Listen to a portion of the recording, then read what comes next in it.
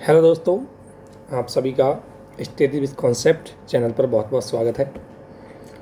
और दोस्तों, आज हमारा इस वीडियो के माध्यम से हमारी जो रणनीति रहेगी और क्या टॉपिक हम आज डिस्कशन करेंगे वो आपको मैं स्टार्टिंग बता देता हूँ। हमारा आज जो टॉपिक जो डिस्कशन करेंगे उसमें एक रहेगा यूपीएससी का सिलेबस। इसको हम क्या देखेंगे, डिटेल देखेंगे, क्योंकि जब भी कोई भी आप एग्ज़ाम की यदि तैयारी करते हैं तो उसमें सबसे पहले तो दो चीज़ आपके लिए महत्वपूर्ण होती है।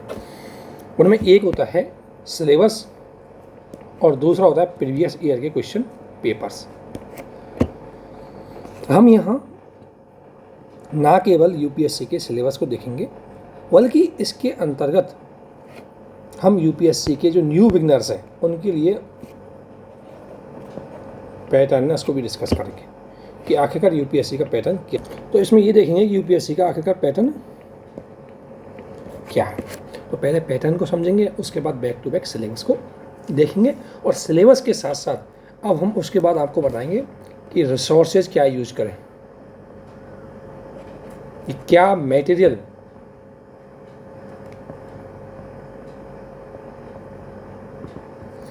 यूज करें पढ़ने के लिए। ये तीन चीज़ें हमारी इसमें फोकस में रहेंगी। हो सकता है कि वीडियो बड़ा हो सकता है और थोड़ा सा आपको धैर्य रखना होगा। साथ ही आपसे रिक्वेस्ट करूँगा कि आप इस वीडियो को ज़्यादा से ज़्यादा लाइक करें, शेयर करें और हमारे चैनल को सब्सक्राइब करें, क्योंकि हमारा ये उद्देश्य है कि सभी तक जो भी हम चीज़ यहाँ शेयर करेंगे वो सभी तैयारी करने वाले विशेषकर हिंदी माध्यम के स्टूडेंट हैं उन तक ये चीज़ें पहुँचें और उनके लिए बहुत ही फायदेमंद सिद्ध हो। इसके लिए हम ये चीज़ चला रहे हैं। तो इसमें सबसे पहले हम तीन चीज़ें फोकस करेंगे। तो सबसे पहले हमें समझना होगा किसी भी एग्ज़ाम का पैटर्न। हालांकि ये कोई नई चीज़ नहीं है, जो भी तैयारी करता है हो सकता है किसी को पैटर्न पता नहीं हो, या हो सकता है कोई तैयारी करने के लिए आ रहा हो तो उसके लिए पैटर्न होना ज़रूर पता है कि पैटर्न आखिरकार है क्या। तो एग्ज़ाम का अगर पैटर्न की बात करें, क्योंकि ये पूरी फोकस यहाँ यूपीएससी की स्ट्रेटजी, उसके सिलेबस, उसकी डिटेल पर फोकस कर रहे हैं, इसलिए हम सिर्फ यूपीएससी के पॉइंट ऑफ व्यू से हम पैटर्न डिस्कशन करेंगे। तो अगर मैं यूपीएससी की बात करूं तो यूपीएससी एक एग्ज़ाम है। इस एग्ज़ाम को यूपीएससी नाम की एक संस्था लेती है, जिसके अंतर्गत ग्रुप ए की लगभग 22 से 24 सर्विसें होती थी। अब लगभग वो 18 से 20 बची है, क्योंकि कुछ सर्विस जो रेलवे की थी वो रेलवे अलग से करवाती है। रेलवे की 4 सर्विसों को मर्ज करके IRMS, Indian railway management service के नाम से ये लाया गया है। तो इसमें कुछ यूपीएससी से थी, कुछ इंजीनियरिंग सर्विसें भी थी, उनको सबको मर्ज करके रेलवे के लिए एक ये सर्विस आती है। इसलिए वर्तमान में लगभग 18 से 20 जो एग्ज़ाम है ग्रुप ए के ऑफिसर हैं उनकी यूपीएससी एग्ज़ाम लेती है, जिनमें हम मोस्टली ज़्यादा किसको जानते हैं, IAS को, IPS को, IRS को। लेकिन इनके अलावा जैसे मेरी है इंडियन पोस्ट IPS, ठीक है ना, IPS, railway, IRMS, IDES defence की है, IDAS, IAAS अकाउंट की, ऐसे करके बहुत लगभग 18 सर्विस होती है। आप लिस्ट में देख सकते हैं उसको। ये सारी सर्विसों के लिए एग्ज़ाम कंडक्ट होती है। इस एग्ज़ाम में मुख्य रूप से 3 लेवल होते हैं, या 3 स्टेज कह सकते हैं। स्टेज 3 होते हैं। स्टेज फर्स्ट में प्री एग्ज़ाम होती है, जिसमें 2 पेपर होते हैं। प्री एग्ज़ाम होती है जिसमें 2 पेपर होते हैं। इसमें एक पेपर होता है GS का और एक होता है CSAT का, civil service aptitude test. GS के में 100 के आते हैं, क्वेश्चन आते हैं, और एक क्वेश्चन 2 मार्क्स का रहता है और 1/3 नेगेटिव रहते हैं। नेगेटिविटी कितने थे, 1/3। और दूसरा होता है CSAT, इसमें 80 क्वेश्चन होते हैं और इसमें आपको 1/3 यानी कि 80 का 1/3 आपको मार्क्स चाहिए होते हैं। ये भी 200 का होता है, यानी कि एक क्वेश्चन 2.5 मार्क्स का होता है। CSAT आपके लिए केवल क्वालिफाइंग होता है। CSAT क्या होता है, क्वालिफाइंग मार्क का होता है, जबकि जो भी मेरिट बनती है सिर्फ प्री के लिए ध्यान रखना। प्री के लिए जो मेरिट बनती है वो मेरिट बनती है GS में। ठीक है। और अभी अगर हम देखें तो ज़्यादातर कैंडिडेट है वो सी सेट में फेल हो रहे हैं, प्री में सी सेट में फेल हो रहे हैं। तो प्री एक बहुत ही यूपीएससी की बहुत ही ट्रिकी है, अच्छे सेलेक्टेड उसमें फेल हो जाते हैं, कोई बड़ी बात नहीं है, इसलिए प्री सबसे इम्पोर्टेंट पार्ट होती है। लेकिन हम ये बताना चाहेंगे आपको कि इसका मतलब ये नहीं कि हमारा पूरा फोकस प्री पे रहे। कई बार स्टूडेंट क्या करते हैं कि वो प्री की तैयारी कर लेते हैं, मेंस की तैयारी नहीं करते। प्री आप पास भी कर लोगे तो क्या फ़ायदा, आपकी मेंस तो नहीं हो पाएगी, और मेंस नहीं हुई तो आखिरकार आप सिलेक्शन तो नहीं ले पाएंगे। क्योंकि हमारी तैयारी हमारी ऐसी हो जो हमें अंतिम गोल तक पहुँचाए, अंतिम लक्ष्य तक हमारा सिलेक्शन करवाए, और सिलेक्शन कैसा, फाइनल सिलेक्शन। तो इसलिए मैं आपको यहाँ बताना चाह रहा हूँ कि यूपीएससी का अगर पैटर्न की हम बात करें तो यूपीएससी के पैटर्न में मुख्य रूप से 3 लेवल होते हैं, जिसमें एक प्री होती है, ठीक है ना। इसका पीडीएफ मैंने ग्रुप में शेयर कर दिया है, आप चैनल पे देख सकते हो। इसके साथ साथ भी इसका पीडीएफ का लिंक है वो मैं इसके डिस्क्रिप्शन में शेयर कर दूंगा, तो आप उसको वहाँ से देख सकते हो। सिलेबस का पूरा यहाँ मैं आपको समझा रहा हूँ। तो प्री का पैटर्न मुझे लगता है कि आपको समझ में आ गया होगा कि यूपीएससी प्री किस तरह की होती है। प्री में लगभग 12 से 15 गुना बच्चे पास होते हैं मेंस के लिए। इसके बाद होती है मेंस एग्ज़ाम। मेंस एग्ज़ाम की अगर बात करें तो यूपीएससी के मेंस एग्ज़ाम में अगर बात करें तो इसमें 9 पेपर होते हैं टोटल। कितने? 9 पेपर। 9 पेपर होते हैं टोटल। और 9 पेपर में अगर मैं आपको बता देता हूँ, ये एग्ज़ाम 9 पेपर होते हैं और ये एग्ज़ाम 5 डेज, 5 दिन एग्ज़ाम होती है। 5 दिन एग्ज़ाम होती है, जिसमें एक होता है पेपर फर्स्ट। पेपर फर्स्ट ऐसे का होता है, क्या होता है? निबंध। पेपर फर्स्ट है वो निबंध का होता है, और इसकी मार्किंग होती है वो 250 मार्क्स का होता है। यानी कि निबंध यूपीएससी में, और इसके नंबर भी ऐड होते हैं, ध्यान रखना, मेरिट लिस्ट में। निबंध का यूपीएससी का अगर पैटर्न देंगे तो यूपीएससी का निबंध है वो 200 शब्दों में होता है, और इसका कोई सब्जेक्ट है क्या होगा कोई फिक्स नहीं है, किसी भी प्रकार का टॉपिक आ सकता है। बस निबंध में यूपीएससी एक बात बोलती है कि निबंध का जो टॉपिक होगा, कैंडिडेट है उनसे हम एक ही चीज़ की आस करते हैं कि जब वो निबंध को लिखें तो उस समय निबंध के टॉपिक के आसपास ही उसकी पूरी डिटेल लिखें, यानी कि टॉपिक से बाहर आप निबंध नहीं लिखें। कई बार क्या होता है, क्योंकि निबंध, ध्यान रखना, इसमें जो निबंध आते हैं वो इस निबंध के 2 सेक्शन होते हैं। जो निबंध पेपर होता है उसके 2 सेक्शन होते हैं, एक होता है सेक्शन ए और एक होता है सेक्शन बी। ये निबंध के 2 टॉपिक है। सेक्शन ए में 4 टॉपिक आते हैं, 4 क्वेश्चन होते हैं, मतलब 4 आपको सब्जेक्ट दिए होते हैं, 4 टॉपिक आते हैं इसमें, और इसमें भी 4 टॉपिक होते हैं। आपको क्या करना है, इनमें से किसी एक पर क्वेश्चन, एक पर लिखना होता है, इसमें भी किसी एक पर लिखना होता है, और एक का मार्क्स होता है 125 मार्क्स, और इसका भी 125 मार्क्स। ठीक है, पैटर्न समझो, क्योंकि पहले अगर क्योंकि ये फोकस देखो, जो तैयारी कर रहे हैं उनके लिए हो सकता है कि ये सारी चीज़ें पहले से ही पता हो, लेकिन जो स्टार्ट करना चाहते हैं, जो बिल्कुल कुछ भी नहीं जानते, फ्रॉम जीरो से है, उनके लिए ये वीडियो काफ़ी फ़ायदेमंद सिद्ध होगी। तो इसीलिए सेक्शन ए के जो 125 होते हैं, इसमें 4 टॉपिक होते हैं, किसी एक में से हमें लिखना होता है, और कितने वर्डों में लिखना होता है? 1000 से 1200 वर्ड में। 1000 से 1200 वर्ड्स, यानी कि काफ़ी बड़ी मात्रा में आपको इसमें बड़ा निबंध लिखना होता है। ठीक इसी प्रकार इसमें भी 1000 से 1200। और इस पेपर का जो टाइमिंग होती है वो टाइमिंग होती है 3 आवर्स। कितनी?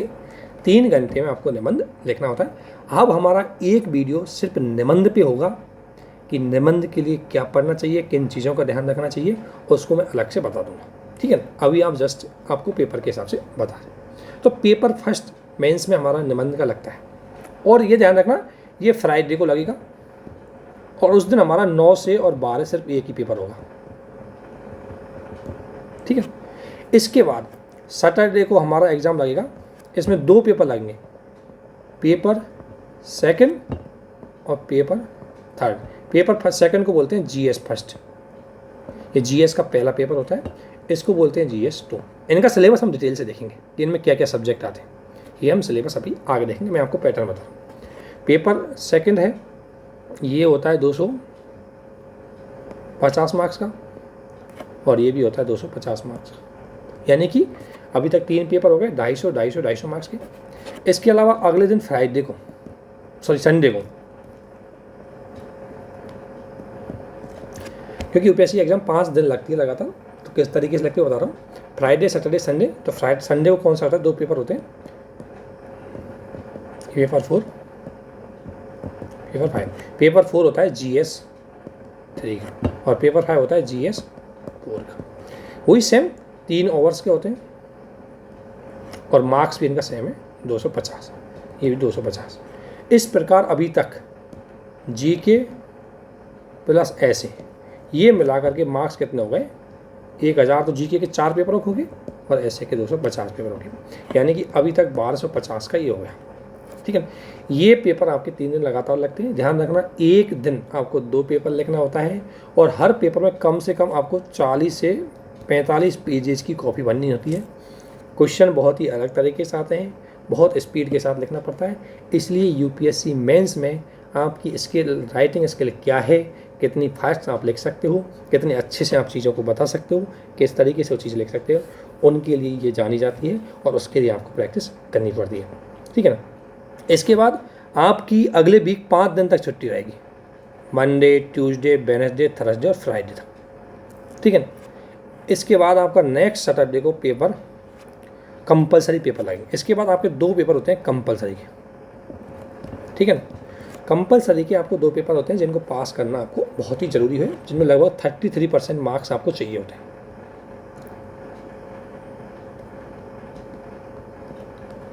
25% मार्क्स, जिसमें आपको 25% मार्क्स चाहिए होते हैं पास होने के लिए। कंपलसरी के 2 पेपर होते हैं, एक पेपर होता है जनरल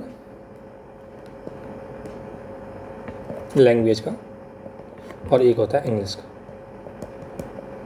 इंग्लिश सबके लिए कंपलसरी होती है। एक इंग्लिश का पेपर होता है 300 मार्क्स का होता है, जिसमें से आपको 25% यानी कि 75% मार्क्स आपको पास होने के लिए चाहिए होते हैं। एक पेपर आपका होता है जनरल लैंग्वेज। जनरल लैंग्वेज में जो हमारी अनुसूची हार्ट की जो 22 भाषा है, उनमें से किसी एक को आप चूज कर सकते हो। जो फॉर्म अप्लाई करते हो तो उस समय आप इसको चूज कर सकते हो। तो आप इसको किसी भी, या तो हिंदी में लिख सकते हो, या आपकी कोई लोकल लैंग्वेज, जैसे तमिल वाला तमिल में, संस्कृत वाला संस्कृत में, तो एक लोकल लैंग्वेज जो 22 जो शेड्यूल है उसमें से आप किसी एक लैंग्वेज में जनरल लैंग्वेज लिख सकते हो।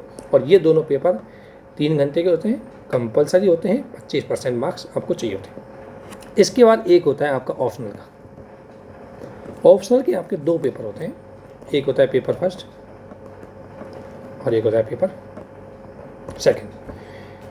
पेपर फर्स्ट ये भी 250 मार्क्स का होता है, ये भी 250, मतलब अर्थात ऑप्शनल कितने होगा 500। तो 500 मार्क्स का ये होता है। इस प्रकार यदि हम देखें तो यूपीएससी में मेंस एग्जाम मतलब 1000 की जीके होगी, 250 का ऐसे हो गया, प्लस 500 का आपका ऑप्शनल हो गया। इस आधार पर 1750 नंबर का होता है। और यदि आप 1750 में से 850 भी ले आए तो आप टॉप कर जाएंगे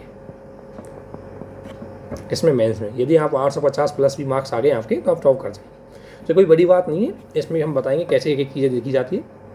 लेकिन अभी तक आप यहाँ तक समझ गए होंगे कि प्री और मेंस का पैटर्न क्या होता है, ये सबसे इम्पोर्टेंट चीज़ होती है। इसके अलावा इसमें एक चीज़ और आपको जाननी चाहिए, वो है अगला तीसरा होता है पर्सनैलिटी टेस्ट।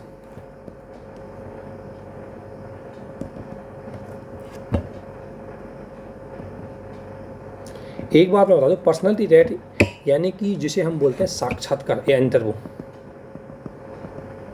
या इसको क्या बोलते हैं।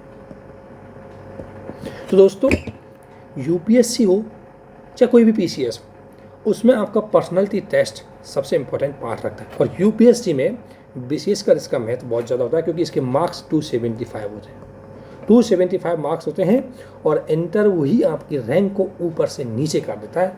एक बंदा है जिसके आ रहे 212, और एक वहीं उसके साथ ही एग्ज़ाम देने वाला एक बंदा है जिसके आ रहे 112। इतना नंबर भी आप कर सकते हो, इतना नंबर का मार्जिन हो जाता है इंटरव्यू। इसलिए इंटरव्यू मोस्ट इम्पॉर्टेंट पार्ट है। इंटरव्यू की तैयारी कैसे करते हैं इसको लेकर के हम एक वीडियो बनाएंगे। और सबसे बड़ी गलती हमसे क्या होती है, विशेषकर हम जो ग्रामीण क्षेत्र के स्टूडेंट होते हैं, जो हिंदी मीडियम के स्टूडेंट होते हैं, उनकी चूँकि उनकी पर्सनैलिटी उतनी अच्छी तरीके से डेवलप नहीं हो पाती जितनी अच्छी तरीके से इंग्लिश मीडियम के स्टूडेंट की हो पाती है। इसलिए हमें अभी से ही इन कई चीज़ों पे ध्यान रखना पड़ेगा पर्सनैलिटी डेवलप करने के लिए, क्योंकि साक्षात्कार ऐसी चीज़ है जिसे हम 2 महीने की तैयारी में डेवलप नहीं कर सकते। इसके लिए हमें अपनी पर्सनैलिटी यूपीएससी की जो जर्नी है उसके स्टार्ट करने के साथ ही करनी है। तो ये था यूपीएससी का पैटर्न जिसे हम अच्छे से आप समझ गए होंगे। मुझे आशा है कि इसमें आपको कोई डाउट नहीं होगा, और डाउट हो तो आप कमेंट कर सकते हो ताकि हम उसको भी सॉल्व कर देंगे। इसके अलावा एक पेपर आपको ये बताने के लिए आएगा कि हम ऑप्शनल सब्जेक्ट सामान्यतः चूज करते समय हमें क्या चीज़ ध्यान में रखनी चाहिए कि हमें कैसे ऑप्शनल सब्जेक्ट के रूप में चूज करना है, क्योंकि ऑप्शनल सब्जेक्ट भी आपके लिए बहुत ही महत्वपूर्ण होता है ना। तो आपके लिए कि ऐसे के लिए हमें किस तरीके से चीज़ें, क्या चीज़ें हम शुरू में ध्यान रखनी चाहिए, जीएस के लिए हमें क्या चीज़ ध्यान रखनी है। तो एक वीडियो आपका ऐसे पे आपको दिया जाएगा, आप उसको देख सकते हैं, छोटा वीडियो होगा, कोई दिक्कत नहीं है। एक वीडियो आपको ऑप्शनल पे भी दी जाएगा कि ऑप्शनल का सिलेक्शन कैसे करना है, क्या क्या चीज़ें हमें ध्यान रखनी है, और एक वीडियो आपका जीएस पे दिया जाएगा, है ना, और एक वीडियो आपको इंटरव्यू में मिलेगा छोटा सा। ये चीज़ें क्या है कि आपको फ्रॉम द बिगनिंग आपको चीज़ें पता होनी चाहिए, ताकि जब भी आप तैयारी करें तो इन चीज़ों का आपको ध्यान होना चाहिए कि आखिरकार क्या चीज़ है। अब सबसे बड़ी बात दूसरी आती है सिलेबस की। देखो पैटर्न तो हम समझ गए, लेकिन सबसे बड़ी बात है कि सिलेबस ध्यान रखना। किसी भी एग्ज़ाम की यदि हम तैयारी करें तो उसका सबसे महत्वपूर्ण पार्ट यह है कि उस एग्ज़ाम का सिलेबस हमें याद होना चाहिए, ताकि जब भी हम कोई टॉपिक पढ़ें तो तुरंत माइंड में जाना चाहिए कि ये मेरे सिलेबस का पार्ट है। जब भी हम कोई न्यूज़पेपर की घटना देखें तुरंत हमारे माइंड में जाना चाहिए कि ये न्यूज़पेपर ये है, ये मेरे सिलेबस का पार्ट है, मुझे इसका यूज करना है क्योंकि मेरे सिलेबस का पार्ट है। इसलिए आपको सिलेबस को पढ़ना है और समझना है। यहाँ मैं आपको सिर्फ सिलेबस बताऊँगा, इसके बाद एक वीडियो आएगा जिसमें हम सिलेबस और क्वेश्चन पेपर को कंपेयर करेंगे, जिससे आप ये समझ पाओगे कि किस तरीके से हमें ये काम करना है। एक चीज़ सबसे बड़ी ध्यान रखना, यदि आप सिलेबस और प्रीवियस ईयर क्वेश्चन को अच्छे से पढ़ोगे तो आप समझ जाओगे कि यूपीएससी की डिमांड क्या है, यूपीएससी हमें क्या चाहती है। और जो कैंडिडेट अगर डिमांड ऑफ यूपीएससी समझ गया, यानी यूपीएससी की डिमांड को समझ गया, वो सोच लो 50% तैयारी कर चुका होगा। इतने देखे होंगे आपने मार्केट में लोग कई लड़के 12-12 घंटे पढ़ रहे हैं, उनका किताबों से भरा हुआ है, उनकी लाइब्रेरी, उनका घर सब, इसके बावजूद भी वो कभी प्री भी पास नहीं कर पाते।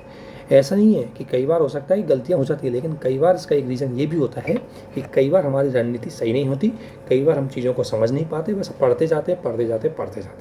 इसलिए ये सिलेबस को अच्छे से समझना है। इसलिए सिलेबस को प्रीवियस ईयर के क्वेश्चन के साथ मैं एक वीडियो लेके आऊँगा, उसमें आपको अच्छे से समझाऊंगा। लेकिन यहाँ भी मैं सिलेबस को अच्छे से इसलिए बता रहा हूँ क्योंकि सिलेबस जितनी बार आपके दिमाग में जाएगा उतना ही ज़्यादा आपको याद होगा। इसलिए इसमें सबसे ज़्यादा चीज़ आपको यही ध्यान रखनी है। तो ये आपके सामने सिलेबस खुला हुआ है, जिसे हमने ग्रुप पे भी आपको शेयर कर दिया गया है, आप इसको देख सकते हैं। लेकिन आपको यहाँ देखते टाइम क्या चीज़ें ध्यान रखनी है उसको मैं आपको बताना है। पहला है प्रीलिम्स का पेपर। पहला क्या है? प्रीलिम्स। प्रीलिम्स की चीज़ देखते हैं। तो प्रीलिम्स में अगर हम सबसे चीज़ें देखें, मैंने बताया था कि प्रीलिम्स का 2 पेपर होते हैं। पहला पेपर 200 मार्क्स का होता है और 2 घंटे के लिए होता है। लेकिन इसका सिलेबस क्या होता है? सबसे पहला सिलेबस होता है इसमें करंट अफेयर। अब करंट अफेयर है, ये हमें पता कैसे चलेगा कि हमें कौन सी करंट पढ़नी चाहिए, इसका भी आपको एक वीडियो मिलेगा। लेकिन मैं आपको यहाँ बता देता हूँ कि इस करंट अफेयर को आप तभी समझ पाओगे किस तरह करंट अफेयर पढ़नी चाहिए जब हम प्रीवियस ईयर के क्वेश्चन पेपर देखेंगे और उसमें जाएंगे कि हर साल किस तरीके के करंट में क्वेश्चन पूछ रहे हैं। क्योंकि करंट में तो इतनी घटनाएं होती है, इतनी घटनाएं हम याद नहीं रख पाएंगे। इसलिए हम देखेंगे कि कौन से क्वेश्चन पूछे जाते हैं, उनका ट्रेंड क्या है, वो चीज़ें हम समझेंगे, जिससे कि हमें पता लग जाएगा। जब मुझे पता लग जाएगा कि किस तरह की चीज़ें पूछी जाती है, तो जब मैं जैसे ही करंट पढ़ूंगा, न्यूज़पेपर पढ़ूंगा, तो मुझे उस प्रकार की घटनाएं याद रहेंगी। इसलिए मुझे करंट, और करंट 2 लेवल पे होगी आपकी, ध्यान रखना। स्टेट की करंट सामान्यतः इसमें नहीं आती, उसके लिए आपको स्टेट पीछे में आती है। लेकिन हाँ, कोई स्टेट में अगर अच्छी घटना हुई जिसका संबंध नेशनल से है तो वो करंट जरूर आएगी।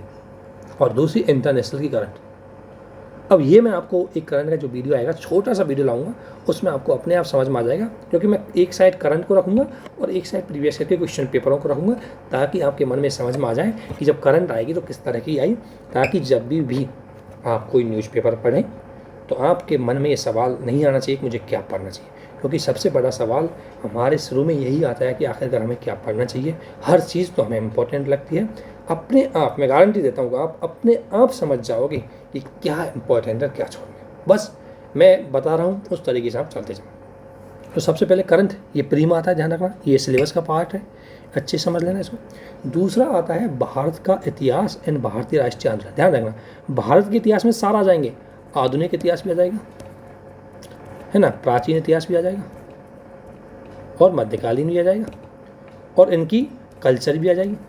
सही बात है या नहीं है? तो इतिहास, भारत के इतिहास में कई चीज़ आती है, आधुनिक इतिहास, प्राचीन इतिहास, मध्यकालीन इतिहास, और इसके अलावा जो हमारा 1857 के बाद 1947 तक जो हमारा राष्ट्रीय आंदोलन है वो भी इसी में आता है। 1857 से और 1947 तक जो हमारा राष्ट्रीय आंदोलन है वो आता है इसमें, तो उसके क्वेश्चन भी आपको देखने को मिलेंगे।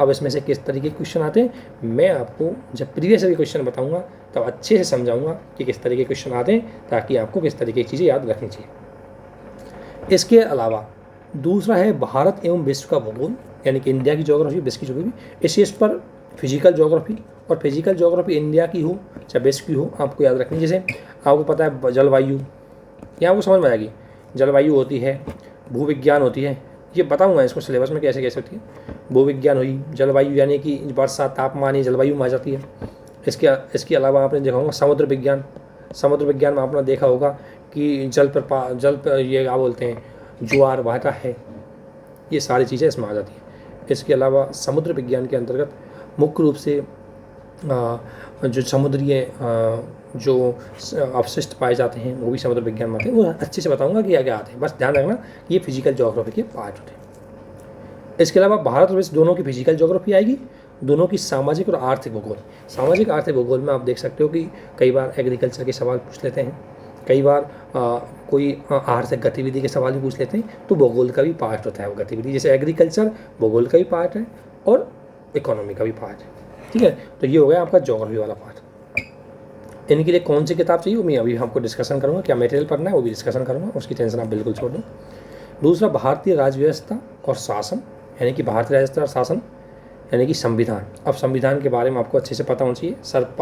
इसके अलावा पॉलिटिकल सिस्टम वाला संसदीय शासन प्रणाली, अध्यक्ष शासन प्रणाली, ठीक है, संघीय व्यवस्था, ये एक एक शब्द है ना, ये आपको डिफाइन किया जाएगा, इसलिए शब्द जरूर पता होना चाहिए। भारतीय राज्य व्यवस्था एंड इंडियन गवर्नमेंट।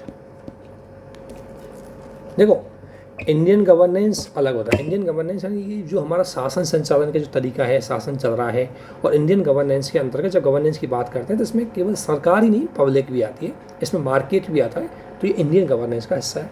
इसके अलावा हम मौलिक अधिकारों की बात करेंगे, लोक नीति यानी कि नीति निर्देशक तत्व ये इसमें आते हैं, तो इनसे भी यहाँ पे क्वेश्चन आते हैं। अब किस तरीके के क्वेश्चन आएंगे प्री में वो मैं आपको साथ शेयर करूँगा। इसके अलावा विकास, आर्थिक एवं सामाजिक विकास। अब आर्थिक सामाजिक विकास में आप देख सकते हो गरीबी आ गया, SDG आ गया, सतत विकास आ गया, ये एक एक शब्द आपको बता दिए जाएंगे, इसकी टेंशन बिल्कुल छोड़ देना।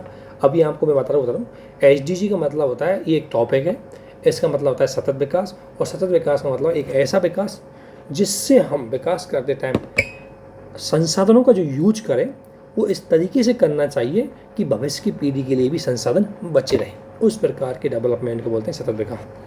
जनसांख्यिकी है, इसमें लेबर है, इसमें एम्प्लॉयमेंट, इससे रिलेटेड चीज़ आ जाएंगी, और सामाजिक क्षेत्र में जितनी भी इनिशिएटिव गवर्नमेंट ऑफ इंडिया के द्वारा ली गई है वो सारी चीज़ें इसमें आ जाएंगी। तो प्री का सिलेबस में चीज़ होगी। इसके अलावा पर्यावरण हो गया और सामान्य विज्ञान हो गया। इन सब के लिए क्या क्या पढ़ना है अब वो मैं बता दूंगा, उसकी आप बिल्कुल टेंशन छोड़ दो। अभी तक आपके मन में आना चाहिए कि आगे का प्री का सिलेबस क्या है। हिस्ट्री कौन सी है, आपको पता है भारत का इतिहास, करंट किस प्रकार की है, उस तरीके। जब प्री के क्वेश्चन और लेके आऊँगा आपके सामने तब भी इस सिलेबस को एक बार और डिस्कशन करें। इसके बाद होता है CSET का, ये भी 2 घंटे का होता है।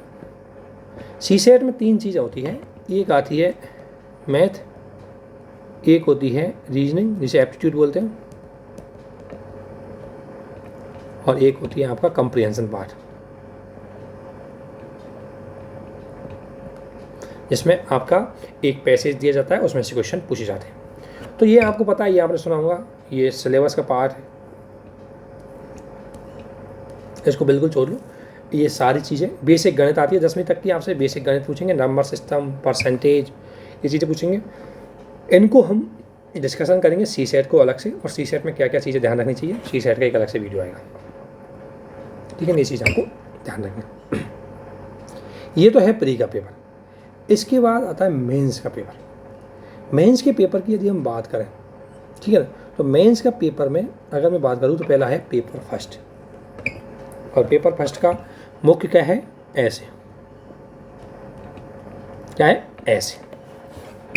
तो आज हम पेपर फर्स्ट इस वीडियो में, क्योंकि वीडियो को थोड़ा छोटा रखेंगे, ज़्यादा बढ़ाएंगे नहीं, इस वीडियो में हम पेपर फर्स्ट और पेपर सेकंड यानी कि जीएस फर्स्ट, पेपर सेकंड को बोलते हैं जीएस फर्स्ट, तो जीएस फर्स्ट को इन दोनों को अच्छे से डिस्कशन करते हैं कि इनका मामला क्या है।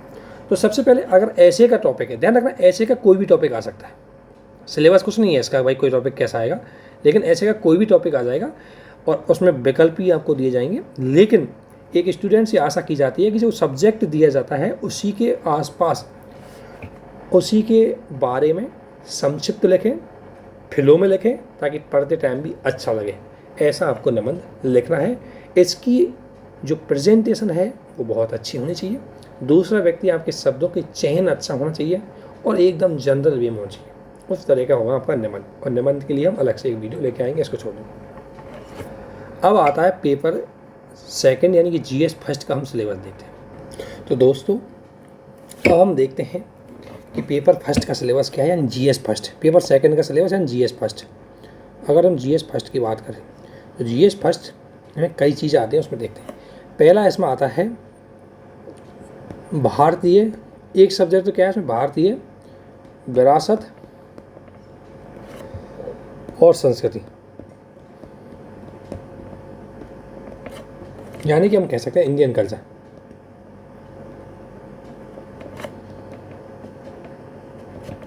एक तो याद है इंडियन कल्चर एक पार्ट है, मतलब इसमें एक इंडियन कल्चर आता है। और यदि हम इंडियन कल्चर की बात करें तो इसमें सिलेबस में क्या पूछा जाएगा, इसके अंदर पूछा जाएगा कि स्टार्टिंग से, जब से इतिहास स्टार्ट हुआ है, फ्रॉम स्टार्ट, जैसे हड़प्पा से लेकर के और आज तक, हड़प्पा से लेकर आज तक मुख्य रूप से कला, साहित्य, ठीक है ना, इसके अलावा वास्तुकला, इसमें क्या क्या आता है मैं बताता हूँ, एक एक चीज़ को बताऊँगा, डोंट वरी। वास्तुकला है ना, इनसे संबंधित कला, साहित्य, वास्तुकला है ना, इनसे संबंध, और एक दर्शन, इनसे संबंधित आपसे क्वेश्चन पूछे जाते हैं।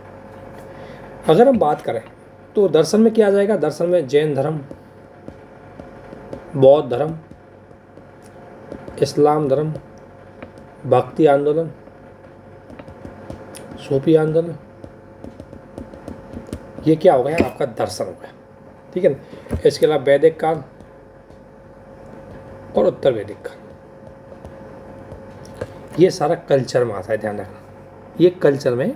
इसके अलावा है ना, तो ये कल्चर में हो गया, तो ये मुख्य रूप से कल्चर का पार्ट होगा। मतलब एक तो होता है दर्शन, दूसरा होती है कला।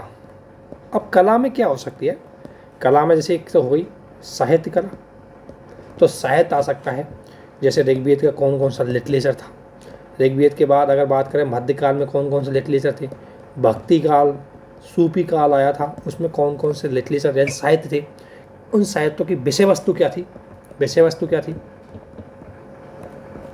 है ना। विषय वस्तु मतलब वो क्या सामाजिक स्थिति को वर्णन करते थे या उस टाइम की घटनाएं, विषय वस्तु को उसमें किस बात का लिखा गया था वो उसकी विषय वस्तु है, उसका राइटर कौन था, वो सब चीज़ इसमें आ गई। कला में दूसरा पहलू आता है स्थापित कला का। स्थापित कला की अगर मैं बात करूं तो इसमें आ गए जैसे महल, जैसे मंदिर स्थापित कला, स्तूप, जैसे स्तूप है अशोक के स्तूप में, उनको लेकर क्वेश्चन आ सकते हैं। इसके अलावा गोपा से लेकर भी क्वेश्चन आ सकते हैं, गोपा स्थापित कला, ठीक है ना। और मुगल कालीन स्थापित कला, ये सब। लेकिन ये ध्यान रखना मैं जो भी चीज़ आपको बता रहा हूँ हर काल की, जैसे अगर बात करेंगे स्थापित कला, तो स्थापित कला हड़प्पा काल की भी देखेंगे कि हड़प्पा में मुख्य रूप से नगरीय स्थापित कला को देखेंगे, नगरीय स्थापित कला किस तरीके से बनी हुई थी। ऋग्वेदिक काल, वैदिक काल की स्थापित कला देखेंगे। तो ये सब इसका पार्ट है, इसने डिटेल से बता रहा हूँ मैं इसमें। जैसे अगर हम बात करेंगे तो गुप्त काल की स्थापित कला क्या थी, ठीक है ना। इसके अलावा हम बात करें तो गुप्त काल की स्थापित कला थी। गुप्त काल की स्थापित कला के अलावा अगर हमें बात करूँ तो गुप्त काल के बाद अगर बात करूँ मध्यकाल में क्या थी, मध्यकाल के बाद आधुनिक काल में स्थापित कला क्या थी, ठीक होगी। इसके अलावा अगर हम बात करें स्थापित कला की हुई, इसके अलावा ये स्थापित कला आ गया मुख्य रूप से। इसके बाद दर्शन भक्ति आंदोलन हो गया।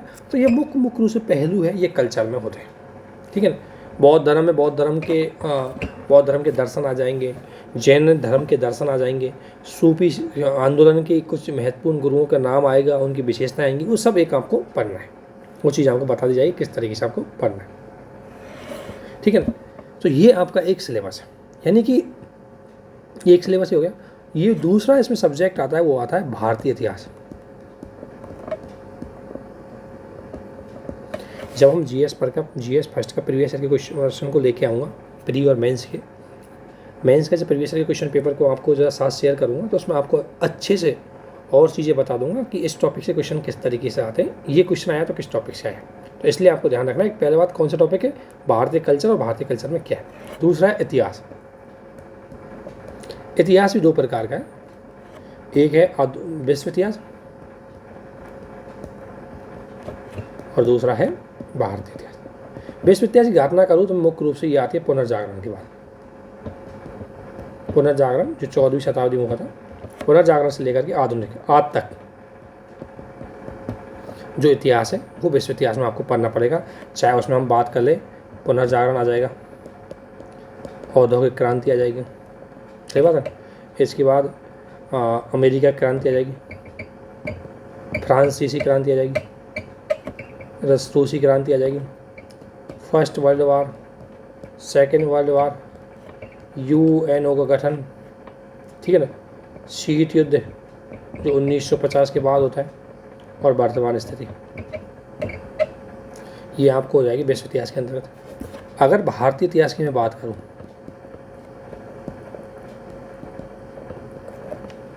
तो भारतीय इतिहास में मुख्य रूप से इसको हम अच्छे से देखेंगे कि भारतीय इतिहास का वर्णन किस तरीके से है। तो भारतीय इतिहास जो इसमें आता है, ये लिखा हुआ है कि 18वीं सदी से लेकर, ध्यान रखना, 18वीं सदी से लेकर के और आज तक, 18वीं सदी ध्यान रखना, 18वीं सदी का मतलब 1701 से लेकर के और आज तक, ठीक है ना। अब इसी को भी हम दो भागों में बांट सकते हैं। जैसे एक होगा इसमें 18वीं सदी, एक तो होता है 18वीं सदी का पूर्वार्ध और एक होगा 18वीं सदी का उत्तरार्ध, यानी कि ये तो होगा 1750 से इधर और ये 1750 से इधर, इस आधार पे इसको बांटते हैं। 1750 से पहले की अगर बात करें तो इसमें मुगल, इसमें देखेंगे मुगल शासन का पतन हो रहा है, ये बात सही है। मुगल शासन के पतन के क्या कारण थे उनको देखेंगे, और फिर क्षेत्रीय शक्तियों का उदय हो रहा है,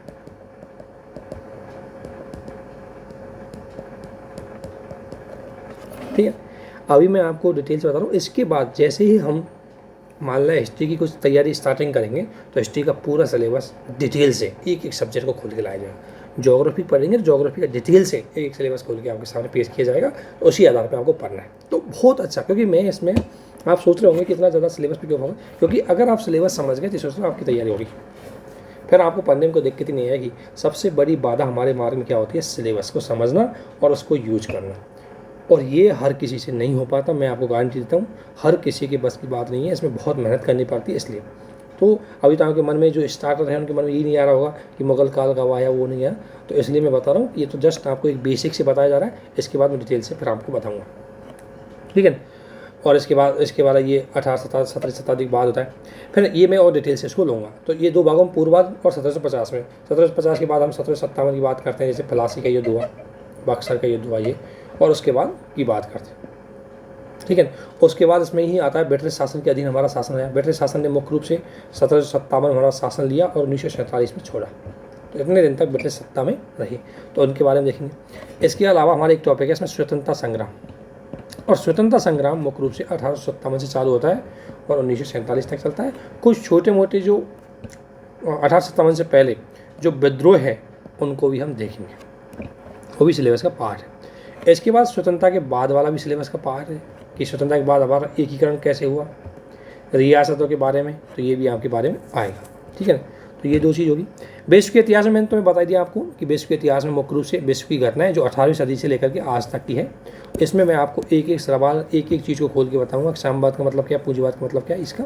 जब हम विश्व के इतिहास को पढ़ेंगे तो उसका पहला, जब भी कोई सब्जेक्ट पढ़ेंगे, जब मैं आपको बताऊँगा तो सब्जेक्ट पढ़ने से पहले हम सिलेबस को डिस्कशन करेंगे, उसके बाद जितना मुझसे हो जाएगा मैं सब्जेक्ट पढ़ा दूँगा, बाकी आप अपने हिसाब से पढ़ते रहना वो चीज़ें। इसके अलावा ये हो गया भारत। इसके अलावा हमारे टॉपिक में एक होता है, पहले हो गई कौन सा, कल्चर, दूसरा हो गया हमारी ज्योग्राफी, और तीसरा होता है हिस्ट्री, और चौथा है सोशलिज्म, समाज, यानी भारतीय समाज। तो दोस्तों भारतीय समाज एक इम्पोर्टेंट है क्योंकि लगभग एक तो बहुत छोटा है, और दूसरी बात 40 से 45 क्वेश्चन नंबर के मार्क्स आपको भारतीय सोसाइटी से मिलते हैं, इंडियन सोसाइटी से मार्क्स आपको मिलते हैं, और बड़े सीधे क्वेश्चन आते हैं। और क्या चीज़ आपको ध्यान में रखनी है वो हम आपको बताएंगे। सबसे बड़ी बात है कि इसमें कुछ महत्वपूर्ण चीज़ें ध्यान रखनी है। एक तो हमारा इसमें टॉपिक होगा महिलाओं को लेकर, महिलाओं देख लेंगे कि महिलाओं का रोल क्या है, महिलाओं की स्टेटस देख लेंगे, हर काल में, प्राचीन काल में उनकी स्थिति कैसी थी, मध्यकाल में कैसी थी, और आधुनिक काल में कैसी थी, ठीक है। और फिर महिलाओं की चुनौती, महिलाओं की समस्याएं, और समस्याओं के लिए समाधान अब तक क्या किए गए, चाहे समाज सुधारकों ने किए हो, या भारतीय संविधान निर्माताओं ने किए हो, या वर्तमान सरकार ने किए हो। समाज सुधारकों ने क्या सुधार किए वो सब इसमें हम देखेंगे, ठीक है ना। इसके अलावा एक चीज़ और है, भारतीय इतिहास में एक चीज़ और भूल गया था, भारतीय इतिहास में आता है धर्म सुधार आंदोलन। भारत में धर्म और समाज सुधार आंदोलन भी भारतीय इतिहास का एक पार्ट है। इसके अलावा इसमें अगर बात करूं मैं तो भारतीय सोसाइटी के अंतर्गत बहुत चीज़ आएंगी। देखो भारत सोसाइटी में दूसरा आएगा, भारत सोसाइटी में देख सकते हो आप, एक है ग्लोबलाइजेशन। अब बहुत अच्छा है, इस टॉपिक को अच्छे से पढ़ लेंगे। जैसे ग्लोबलाइजेशन क्या होता है, ठीक है, फिर ग्लोबलाइजेशन इफेक्ट क्या है, इसके इफेक्ट इसके पॉजिटिव भी हो सकते हैं, इसके नेगेटिव भी हो सकते हैं। पॉजिटिव में देख रहे हैं कि महिलाओं पे क्या पॉजिटिव पड़ेंगे, है ना, युवाओं पे क्या पड़ेंगे, इकोनॉमी पे क्या पड़ेंगे, वृद्धों पे क्या पड़ेंगे, और पॉलिटिकल क्या पड़ेंगे। इनमें हमको क्या करना है, हर किसी के बारे में थोड़ा थोड़ा देखना है और उनके फैक्ट आपको याद कर लेने हैं। नेगेटिव इम्पैक्ट भी होंगे, तो ये हो गया। इसके अलावा सोशल, सामाजिक सशक्तिकरण। देखो सामाजिक सशक्तिकरण का मतलब है समाज के हर वर्ग अपनी क्षमताओं के अनुकूल निर्णय लेने में सक्षम हो, अपने जीवन स्तर को सुधारने में सक्षम हो, वो सामाजिक सशक्तिकरण है। लेकिन इसमें कौन कौन आएंगे, जैसे महिलाएं भी आ जाएंगी, जो वंचित है, जो पीड़ित है, बच्चे भी आ जाएंगे, एसटी आ जाएगी, एससी आ जाएगी, ओबीसी आ जाएगी, अल्पसंख्यक आ जाएंगे, है ना। तो ये सारे इनके लिए ये कैसे पीड़ित हैं, इनकी समस्या क्या है, सरकार ने अब तक क्या प्रयास किए हैं, और हमें क्या करना है। बस इतना सा टॉपिक खत्म। जैसे मुझे मान लो महिलाओं के बारे में पढ़ना है, तो महिलाओं की स्थिति देखेंगे वर्तमान में क्या है, आधुनिक में मतलब वर्तमान में क्या है, प्राचीन में क्या है, मध्यकाल में क्या है, और हर काल में वो सिचुएशन ऐसी थी तो क्यों थी, ठीक है ना, वो चीज़ देखनी। फिर समाज सुधारकों ने जब समाज सुधार किया तो महिलाओं की स्थिति सुधार करने के लिए किस किसने किया, क्या प्रयास किए, महिलाओं ने खुद ने अपनी स्वतंत्रता के लिए, अधिकारों के लिए कौन कौन से संगठन बनाए, वो सब चीज़ें आपको पता होनी चाहिए, तब जाके आप सिलेबस कर पाओगे। इसके अलावा सांप्रदायिकता, सांप्रदायिकता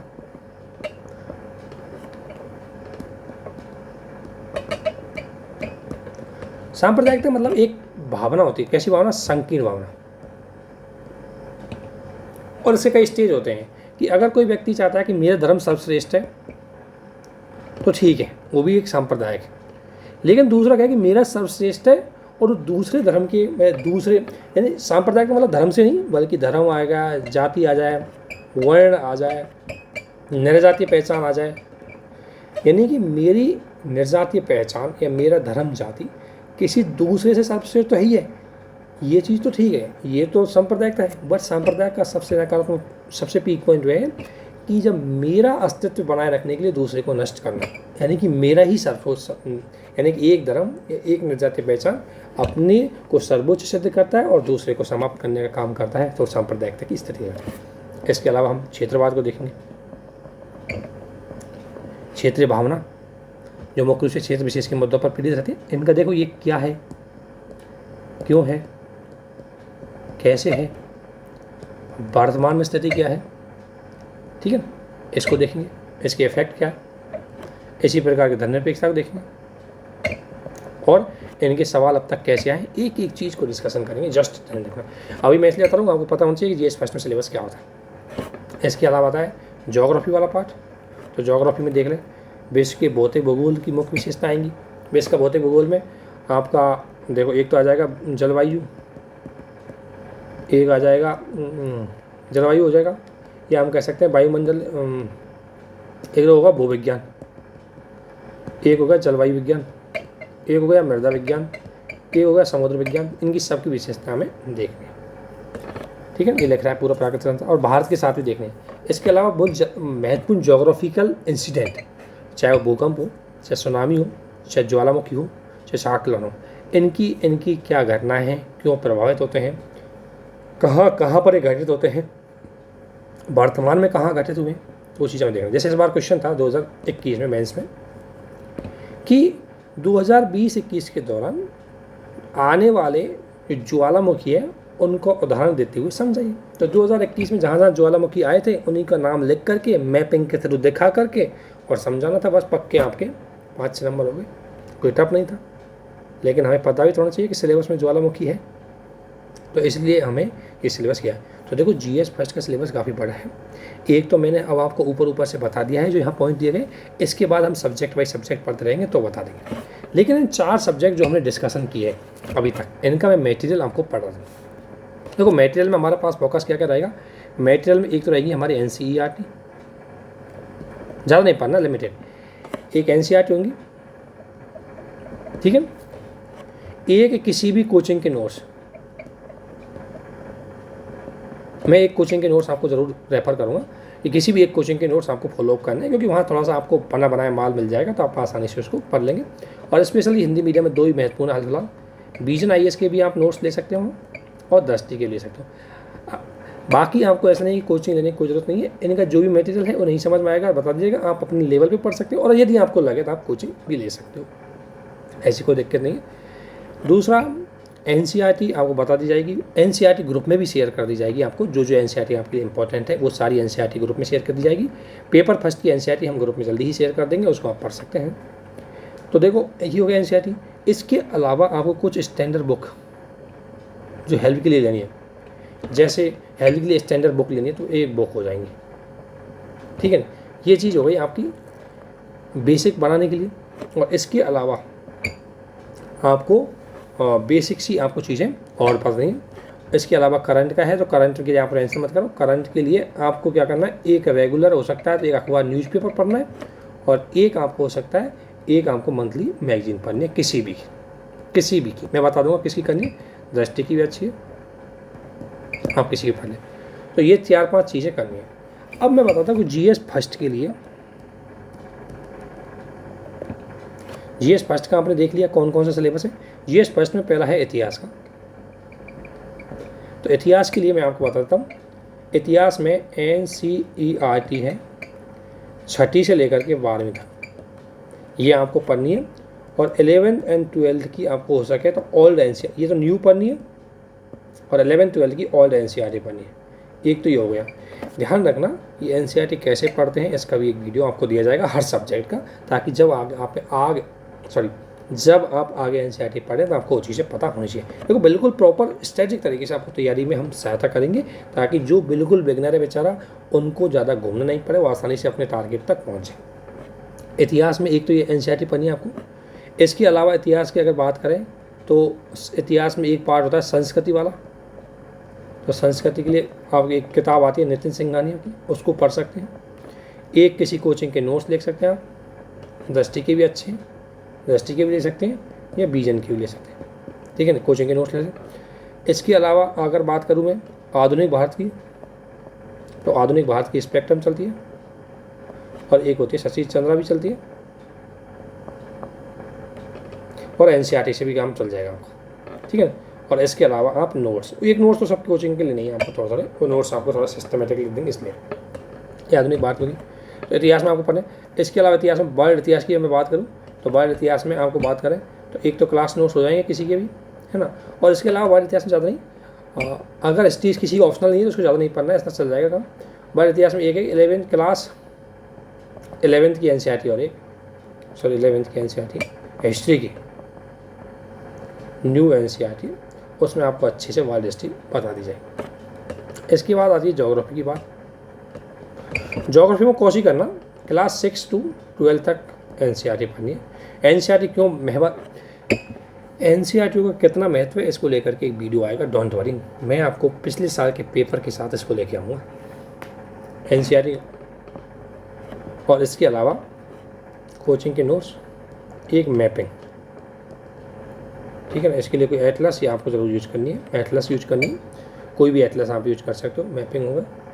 और एक अगर लो आपको ज़रूरत पड़े थोड़ा सा सहायता के लिए तो माजिद हुसैन की भी बुक आती है, उसका आप यूज कर सकते हो उसमें। बाकी NCERT काम चल जाएगा और कुछ बेसिक चीज़ों के नोट्स हम प्रोवाइड करवाएंगे, उससे भी आपका काम चल जाएगा, उसी टेंशन मत करना। इसके अलावा इसमें एक आता है अपना सोशल इशू।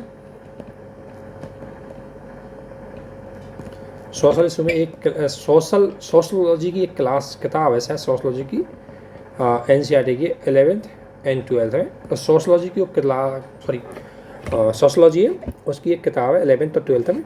उसमें कुछ टॉपिक है, पूरी किताब नहीं पढ़नी, कुछ टॉपिक है उससे पढ़ना है आपको, तो वहाँ से आपको ये पढ़ाना जाएगी सोशलॉजी। और इसमें ही GS फर्स्ट में एक कल्चर वाला हो गया, सोशल इशू हो गया, हिस्ट्री हो गया, ज्योग्राफी हो गया, है ना। तो ये आपको GS फर्स्ट के लिए मुख्य रूप से मैंने चीज़ें बताई है, इनको ध्यान रखना।